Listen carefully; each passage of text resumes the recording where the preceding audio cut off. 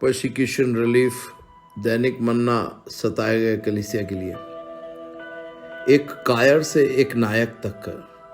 मरकुस की सुसमाचार 15 अध्याय उसके 43वें आयत में हम ऐसे पढ़ते हैं, अरमितिया का रहने वाला यूसुफ आया जो महासभा का सदस्य था और आप भी परमेश्वर के राज्य की बाट जोता था। वह हियाव करके पिलातुस के पास गया और यीशु का शव मांगा। मनन करें, कभी कभी परमेश्वर हमें उल्लेखनीय कार्य करने के लिए बुलाते हैं और इसमें हमेशा जोखिम शामिल होंगे। अरमितिया का यूसुफ एक ऐसा व्यक्ति था जिसने परमेश्वर के राज्य की खातिर तब भी अपनी जान जोखिम में डाल दी जब उसके शिष्य भाग गए। वह पिलातुस के पास गया और यीशु का शव मांगा।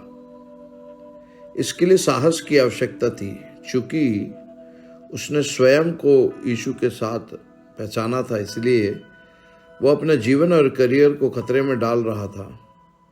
वह डर के कारण एक गुप्त विश्वासी था, लेकिन अब क्रूस के बाद वो अब इसके बारे में गुप्त नहीं रहा। परमेश्वर ने अपने इकलौते पुत्र के शव को दफनाने के लिए यूसुफ की कब्र निर्धारित की थी।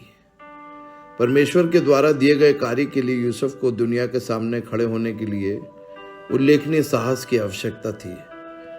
जब जोसेफ इसके लिए खड़ा हुआ तो परमेश्वर ने उसके डर को साहस में बदल दिया और यूसुफ एक कायर से एक नायक में बदल गया। समर्पण करें। परमेश्वर आपको कुछ उल्लेखनीय करने के लिए बुलाते हैं और आप सब कुछ जोखिम में डाल देते हैं। तो क्या आपकी एहसास होता है कि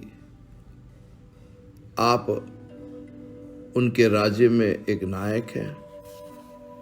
प्रार्थना करें, कृपया प्रभु के नेतृत्व के अनुसरण करने के लिए और वह हमें जिस किसी के पास ले जाए उसके पास जाने के साहस के लिए प्रार्थना करें।